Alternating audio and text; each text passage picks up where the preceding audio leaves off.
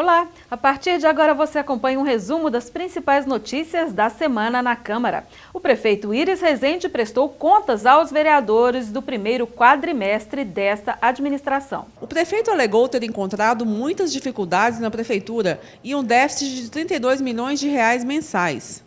Apesar dos problemas, ele afirma ter retomado obras como BRT, além de ter implantado melhorias na educação e saúde. Nós já estamos praticamente com 1/3 dessas obras já reiniciadas. E a proporção que nós negociamos os débitos com as empresas ou a falta do pagamento da contrapartida por parte da prefeitura, nós vamos dando início. Eu espero que dentro aí de 60 dias no máximo, todas essas obras estejam em andamento. Os gastos com a saúde chegaram a 19,72% da receita corrente líquida. De janeiro a abril foram aplicados mais de 356 milhões de reais na saúde. Com educação foram gastos 209 milhões e meio de reais. 2.000 concursados foram chamados. A receita total do primeiro quadrimestre de 2017 foi de 1,044 bilhão de reais. O resultado primário, que representa a diferença entre receitas e despesas, excluídas as operações de crédito e aplicações financeiras, alcançou 240 milhões de reais, quase o dobro da meta prevista na LDO de 2017. A audiência pública abordou a descentralização da compra da merenda na rede municipal de ensino. A proposta foi da vereadora Priscila TJ, do PSD. Ela convidou representantes de escolas e órgãos e entidades ligados à educação das esferas estadual e municipal, além de conselheiros tutelares, Tribunal de Contas e Ministério Público, para debater o sistema também conhecido como escolarização da merenda. Nele, as próprias unidades educacionais ficam responsáveis pelo planejamento dos cardápios, aquisição de alimentos, preparação e distribuição da merenda e ainda do controle de estoque e prestação de contas.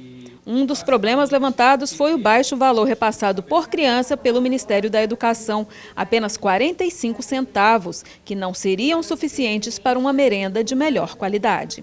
O vereador Alisson Lima quer saber quanto a prefeitura arrecadou de impostos em 10 bairros e se o recurso foi aplicado em melhorias para essas regiões. A intenção é fiscalizar nesses bairros da capital o que a prefeitura arrecada todos os anos em relação ao IPTU e o que ela devolve para o cidadão em termos de benefício. Simples, né?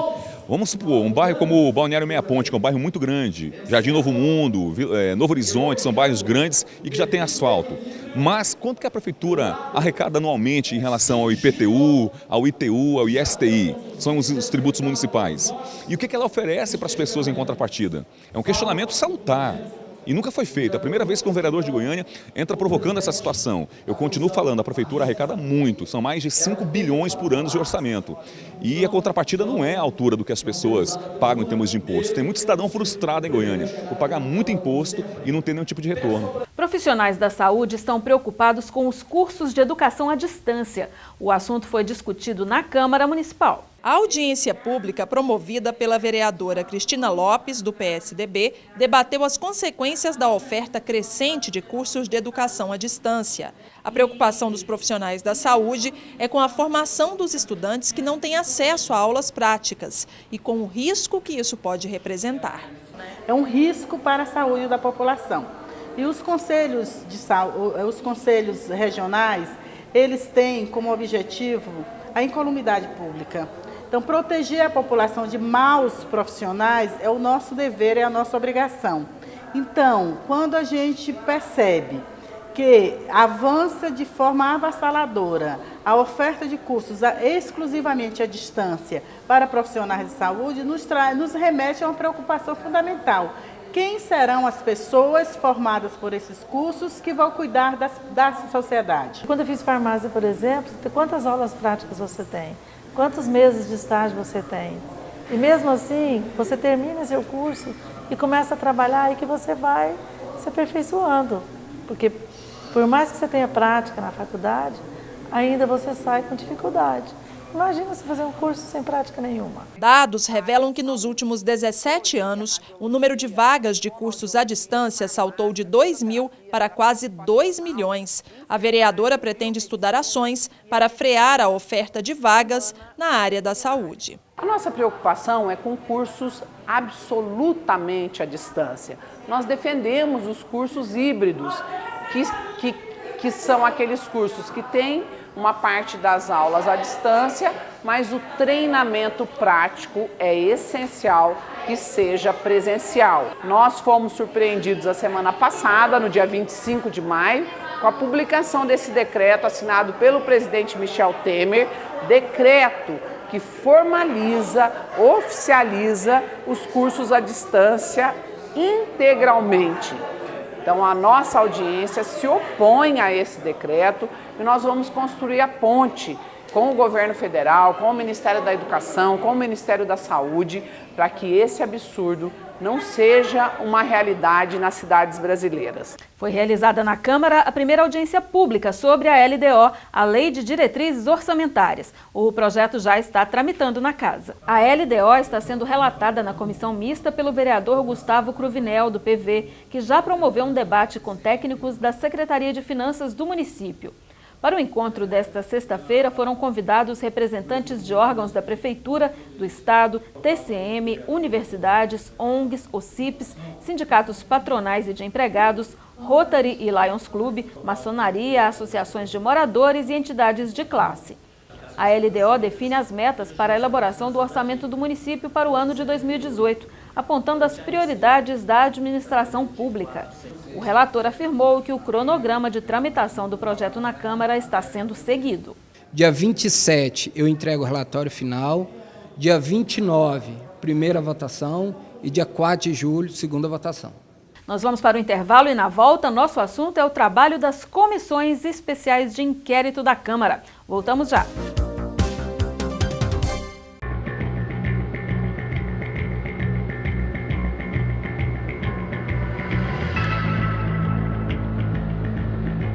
O Teatro Goiânia é palco de várias apresentações. Foi inaugurado em 1942 durante o batismo cultural da cidade.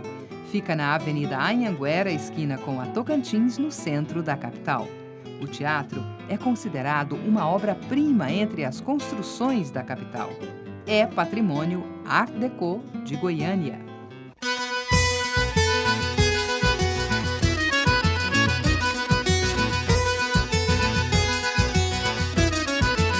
Eu moro em São Paulo, na cidade de São Paulo, portanto, já esse é o segundo verão que todos os dias nós devemos contar com uma chuva colossal no fim da tarde, que pode significar engarrafamento, mas pode significar mortes, há carros que são levados, há pessoas que são levadas pela correnteza, né? É uma insegurança absoluta do ponto de vista do que vai acontecer de tarde, dá para ir para o trabalho, dá para voltar para casa, né? É claro que nós sabemos que isso não é só mudanças climáticas, isso também está associado a uma falta total de planejamento urbano, né? A uma impermeabilização das cidades, né? Onde não existe praticamente mais terra para a água penetrar, é cimento, cimento, cimento, prédios, etc.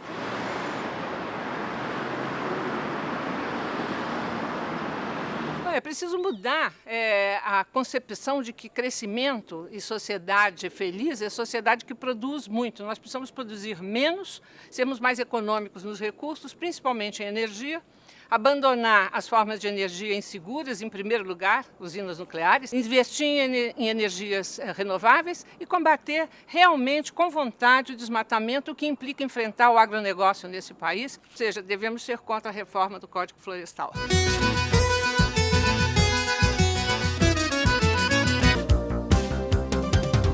Estamos de volta com as notícias da Câmara. A comissão que investiga a situação do transporte coletivo em Goiânia discutiu os próximos passos do trabalho. A reunião serviu para acertar o planejamento interno da comissão e definir os próximos passos do trabalho.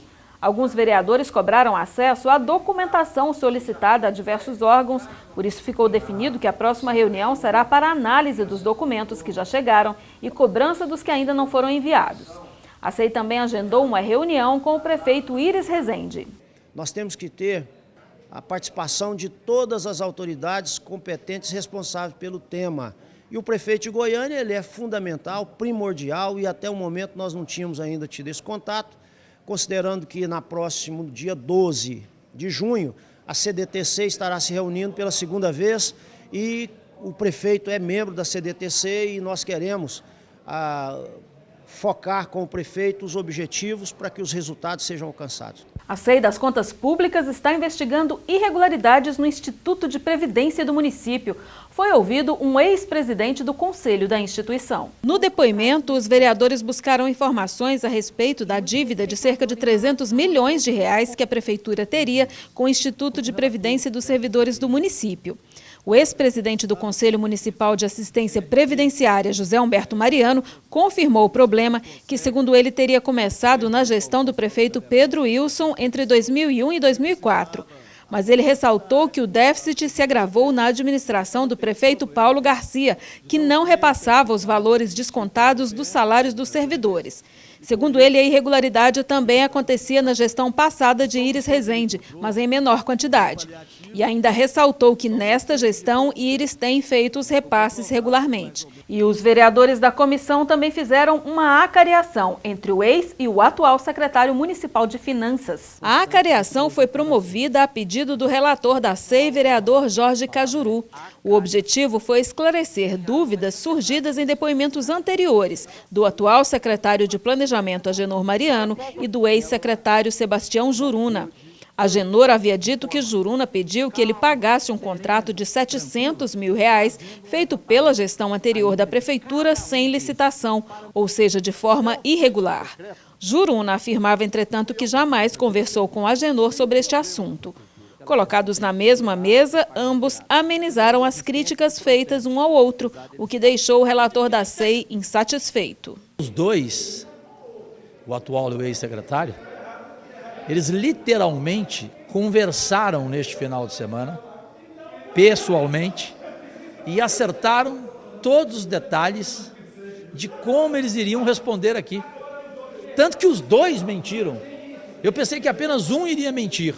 Aí não, os dois mentiram. A SEI da SMT continua investigando os contratos de fotossensores. Os vereadores ouviram depoimentos de 2 servidores efetivos do município e um advogado que ocupou o cargo comissionado na secretaria em 2010. O depoimento do servidor Carlos Alberto de Miranda foi o mais longo. Ele admitiu a SEI ter assinado uma planilha de custos da Trana que operava os fotossensores na capital.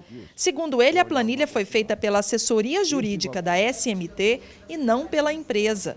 O depoimento do servidor também confirmou pagamentos irregulares. A prefeitura pagava por equipamentos que ainda nem estavam instalados e nunca descontou o valor de faixas onde os fotossensores não funcionavam.